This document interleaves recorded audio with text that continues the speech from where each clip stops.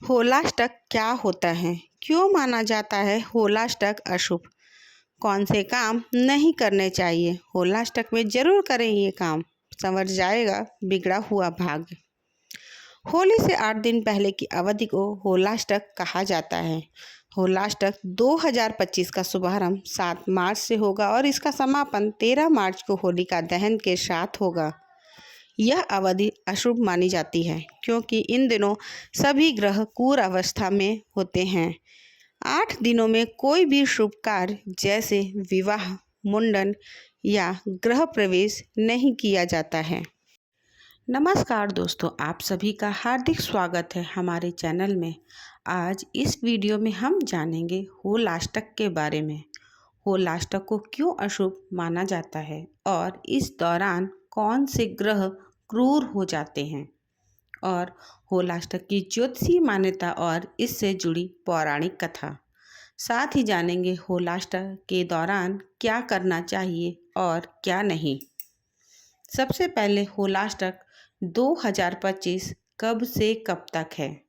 तो इस बार साल 2025 में होलाष्टक 7 मार्च से शुरू हो चुका है और यह 13 मार्च को होलिका दहन के साथ समाप्त होगा।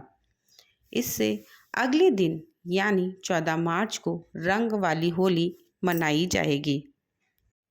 होलाष्टक को क्यों मानते हैं अशुभ? आइए सुनते हैं होलाष्टक से जुड़ी कथाएं। होलाष्टक की पहली कथा। होलाष्टक को लेकर शिव पुराण में एक कथा वर्णित की गई है। कथा के अनुसार असुर तारकासुर का वध करने के लिए भगवान शिव और माता पार्वती का विवाह होना जरूरी था, क्योंकि उस असुर का वध शिव पुत्र के हाथ से होना था। लेकिन देवी सती के आत्मदाह के बाद भगवान शिव तपस्या में लीन थे। तब सभी देवताओं ने भगवान शिव को तपस्या से जगाना चाहा। इस काम के लिए कामदेव और देवी रति को बुलाया गया।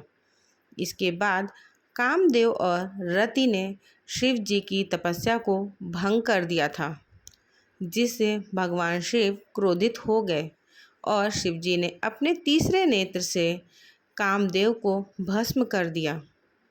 जिस दिन भगवान शिव ने कामदेव को भस्म किया, उस दिन फाल्गुन शुक्ल पक्ष की अष्टमी तिथि थी। कामदेव प्रेम के देवता माने जाते हैं। इनके भस्म होने पर संसार में शोक की लहर फैल गई थी। इसके बाद सभी देवताओं ने रति के साथ मिलकर भगवान शिव से क्षमा मांगी। भगवान शिव को मनाने में सभी को 8 दिन का समय लग गया। इसके बाद भगवान शिव ने कामदेव को जीवित होने का आशीर्वाद दिया। इस वजह से इन 8 दिनों को अशुभ माना जाता है। जिस दिन भगवान शिव ने कामदेव को भस्म किया था, वह दिन फाल्गुन शुक्ल अष्टमी थी। तभी से होलाष्टक की प्रथा आरंभ हुई। जब कामदेव की पत्नी शिव जी से उन्हें पुनर्जीवित करने की प्रार्थना करती है, रति की भक्ति को देखकर शिव जी इस दिन कामदेव को दूसरा जन्म में उन्हें फिर से रति मिलन का वचन दे देते हैं। कामदेव बाद में श्री कृष्ण के यहाँ उनके पुत्र प्रद्युम्न रूप में जन्म लेते हैं। होलाष्टक की दूसरी कथा के अनुसार विष्णु भक्त प्रहलाद को उसके पिता राक्षस राज हिरण्यकश्यप ने अपने पुत्र की भक्ति को भंग करने और उसका ध्यान अपनी ओर करने के लिए लगातार 8 दिनों तक तमाम तरह की यातनाएं और कष्ट दिए थे। इसलिए कहा जाता है कि होलाष्टक के इन 8 दिनों में किसी भी तरह का कोई शुभ कार्य नहीं करना चाहिए। होलिका दहन के दिन भक्त प्रहलाद बच जाता है और उसकी खुशी में होली का त्योहार मनाया जाता है। होलाष्टक के 8 दिन अलग अलग ग्रह क्रूर अवस्था में रहते हैं। अष्टमी तिथि के दिन चंद्रमा, नवमी तिथि के दिन सूर्य देव, दशमी तिथि के दिन शनि महाराज, एकादशी तिथि के दिन शुक्र देव, द्वादशी तिथि के दिन देव गुरु बृहस्पति, त्रयोदशी तिथि के दिन बुध, चतुर्दशी तिथि पर मंगल और पूर्णिमा पर राहु क्रूर हो जाते हैं। इन 8 दिनों में कोई भी नई वस्तु की खरीदारी भी नहीं की जाती है। होलाष्टक में क्या करना चाहिए और क्या नहीं?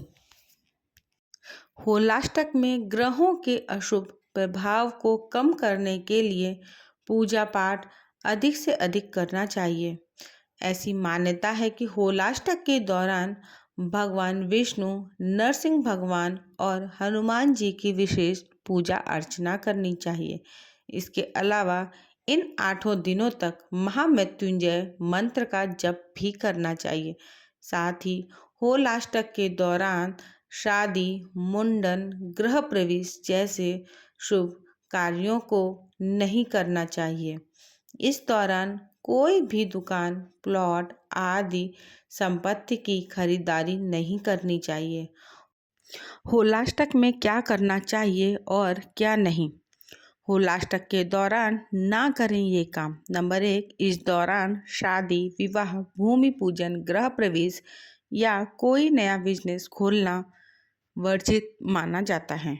नंबर 2, शास्त्रों के अनुसार होलाष्टक शुरू होने के साथ 16 संस्कार जैसे नामकरण संस्कार, जनेऊ संस्कार, गृह प्रवेश, विवाह संस्कार जैसे शुभ कार्यों पर भी रोक लग जाती है। नंबर 3, किसी भी प्रकार का हवन, यज्ञ, कर्म भी इन दिनों नहीं किया जाता है। नंबर 4, इसके अलावा नवविवाहितों को इन दिनों मायके में रहने की सलाह दी जाती है। होलाष्टक का महत्व। होली के 8 दिन पहले से होलाष्टक मनाया जाता है। इसकी शुरुआत होली के 8 दिन पहले से हो जाती है। इस काल का विशेष महत्व है।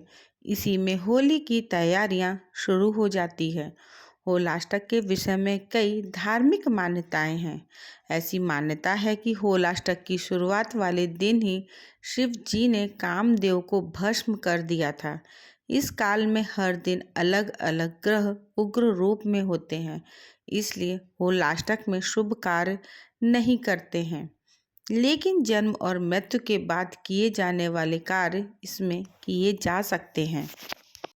होलाष्टक का वैज्ञानिक आधार। होलाष्टक के दौरान मौसम के परिवर्तन के कारण मन अशांत, उदास और चंचल रहता है।